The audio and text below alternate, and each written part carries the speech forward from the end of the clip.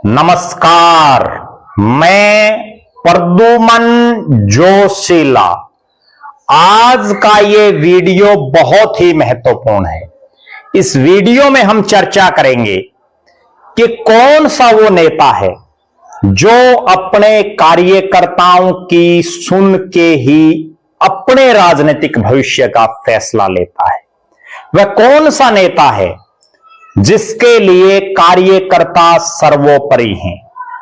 एक ऐसे नेता की हम चर्चा आज के इस वीडियो में करेंगे जिनके सही समय पर सही फैसले ने उनको हरियाणा का जन नेता बनाया।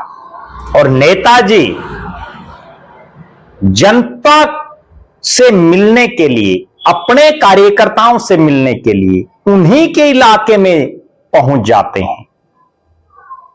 ऐसे नेता जिनके एक फैसले पर पूरे हरियाणा प्रदेश की राजनीति घूमती रहती है। बहुत नेता ऐसे हैं जो उनके राजनीतिक फैसले का इंतजार करते रहते हैं।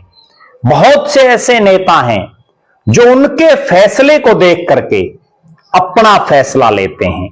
और नेताजी का नाम चौधरी देवीलाल के बेटे चौधरी रणजीत सिंह, जी हां, चौधरी रणजीत सिंह चौटाला, जो चौधरी देवीलाल के इकलौते जीवित बेटे हैं और प्रदेश के 4 मुख्यमंत्रियों की कैबिनेट में वो मंत्री रह चुके हैं, राज्यसभा के सांसद रह चुके हैं, विधानसभा और लोकसभा के बहुत बार उन्होंने चुनाव लड़े हैं। बड़ी गजब बात जो उनकी है, जो मैं वर्षों से देख रहा हूं कि अपनी जुबान के पक्के और अपने कार्यकर्ताओं के अनुसार अपने राजनीतिक फैसले वो लेते हैं। बहुत से उदाहरण मैं आपको बताऊंगा जब उन्होंने खुद के स्वार्थ के लिए नहीं, खुद के फायदे के लिए नहीं, बल्कि हरियाणा प्रदेश की जनता के जनमानस यानी लोगों के दिमाग में क्या चल रहा है उसके हिसाब से फैसले लिए। जनता क्या चाहती है उस हिसाब से उन्होंने फैसले लेने का काम किया। अब फिर से पूरे हरियाणा प्रदेश के बहुत से राजनेताओं की नजरें उनके ऊपर हैं। और कारण, आज चौधरी रणजीत सिंह किसी पार्टी में नहीं है। बहुत लोग ये कयास लगा रहे हैं कि आखिर वो क्या फैसला लेंगे और कब वो घड़ी आएगी। लेकिन जैसा मैंने कहा, चौधरी रणजीत सिंह एक ऐसे शख्स हैं राजनीति में जो जैसा उनके कार्यकर्ता कहते हैं, जैसे उनके साथी कहते हैं, वैसा ही वो फैसला लेते हैं। हरियाणा प्रदेश की राजनीति में ही नहीं, उत्तर भारत की राजनीति में उनका एक बड़ा नाम रहा है, आज भी बहुत बड़ा नाम है। और कारण, उनकी दूरदर्शी सोच। यही एक कारण रहा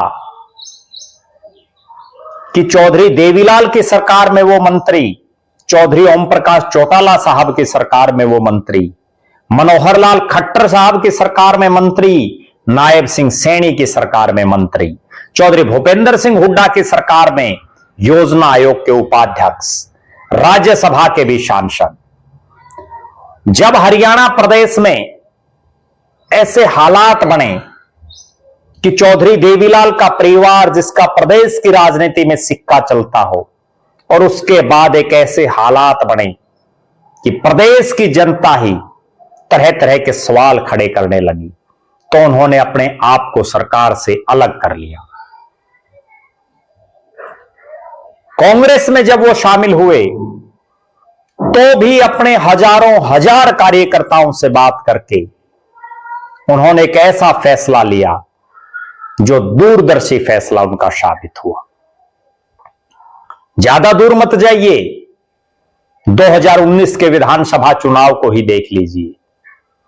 जब 2019 के विधानसभा चुनाव में उन्होंने निर्दलीय प्रत्याशी के तौर पर चुनाव लड़ा, प्रदेश में भारतीय जनता पार्टी की सरकार बनी, तो बिना शर्त अपने कार्यकर्ताओं के भले के लिए अपने इलाके की जनता के भले के लिए, हरियाणा प्रदेश के आम जनमानस के दिलो दिमाग में जो बात चल रही उसको परखते हुए उन्होंने भारतीय जनता पार्टी को समर्थन देने का काम किया और बीजेपी की सरकार में पहले मनोहर लाल के साथ और उसके बाद नायब सैनी के साथ बड़े पावरफुल महकमों के वो मंत्री बने और मंत्री रहते हुए पूरे प्रदेश के वो इकलौते वो मंत्री रहे जिन्होंने डबवाड़ी से और होडल पलवल तक और नांगल चौधरी से और पंचकुला तक, नलवा आदमपुर से और बहादुरगढ़ झज्जर तक पूरे हरियाणा को नापने का काम किया।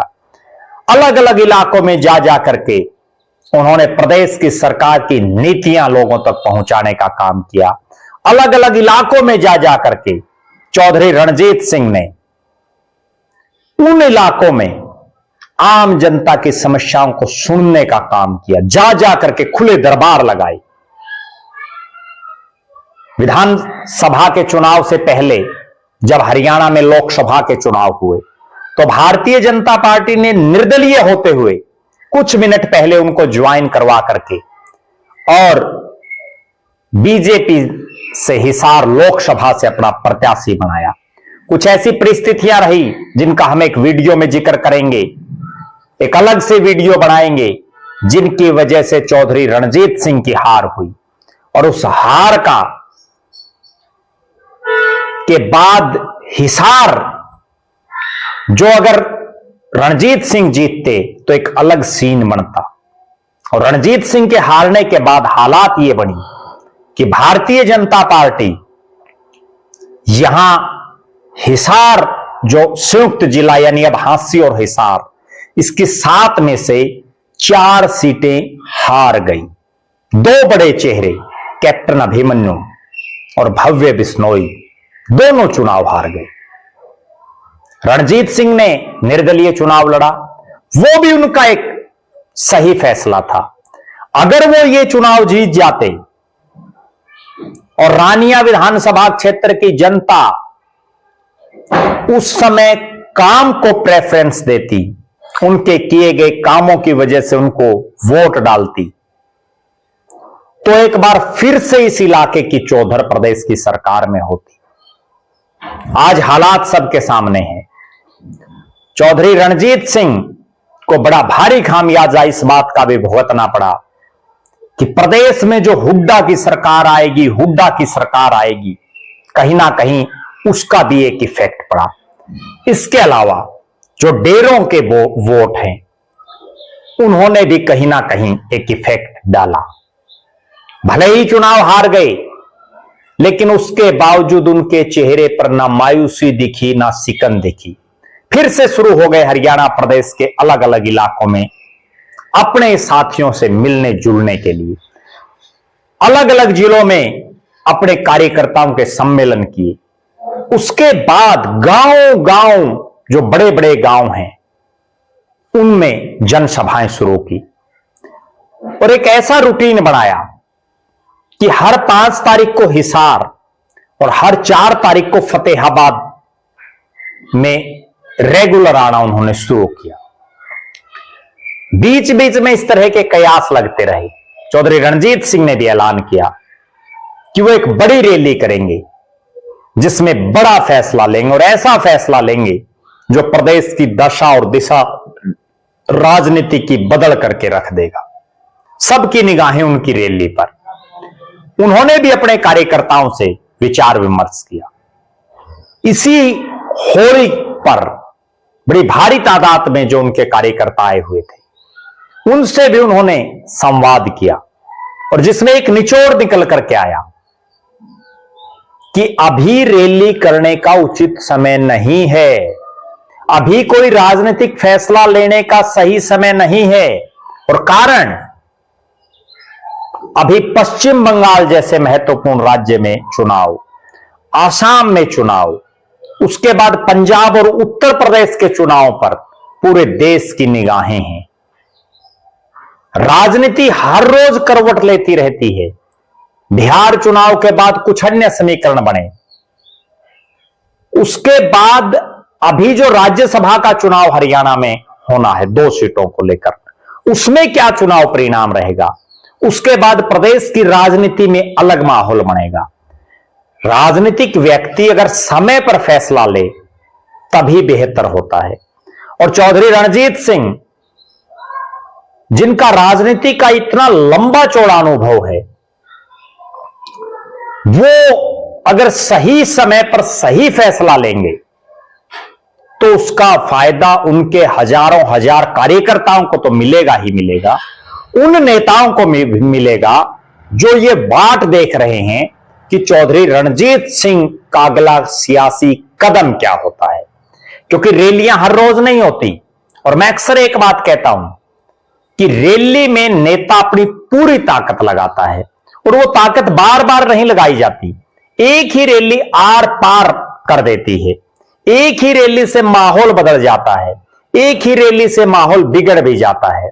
एक ही बार व्यक्ति को अपने सियासी जीवन में, जो 5 साल का एक पीरियड होता है चुनाव का, उसमें एक बार में बड़ा फैसला लेने की जरूरत है।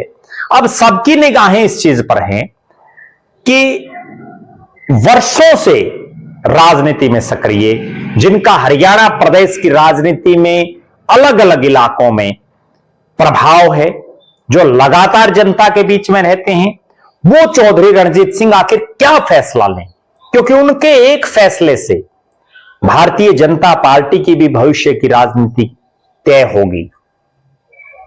कांग्रेस में भी बदलाव आ सकता है उनके फैसले से, और चौधरी देवीलाल के परिवार की जो 2 पार्टियां हैं, उन पर भी असर पड़ेगा चौधरी रणजीत सिंह के फैसले से।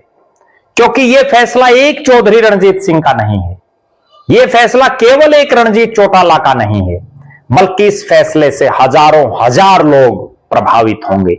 हजारों हजार लोग अपने राजनीतिक जीवन का फैसला करेंगे।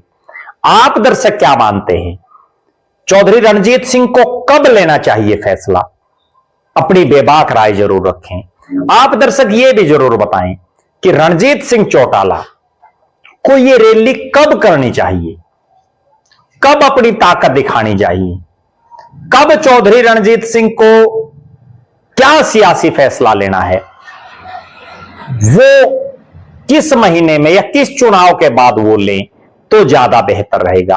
और आप दर्शक ये भी कमेंट करें कि वो बीजेपी में जाएं, वो कांग्रेस में जाएं, अपने परिवार की पार्टी के साथ रहें, या अपनी खुद की ही पार्टी बनाएं, उस पर भी अपनी बेबाक राय जरूर रखें। हम रणजीत सिंह चौटाला से जुड़ी हुई हर अपडेट आपको जरूर देंगे, क्योंकि उनकी रैली पर ना केवल उनके परिवार की पार्टियों, बल्कि बीजेपी और कांग्रेस हो या आम आदमी पार्टी, तमाम राजनीतिक दलों की नेताओं की निगाहें लगी हुई हैं। हरियाणा की आम जनता की भी निगाहें चौधरी रणजीत सिंह के एक फैसले पर टिकी हुई हैं।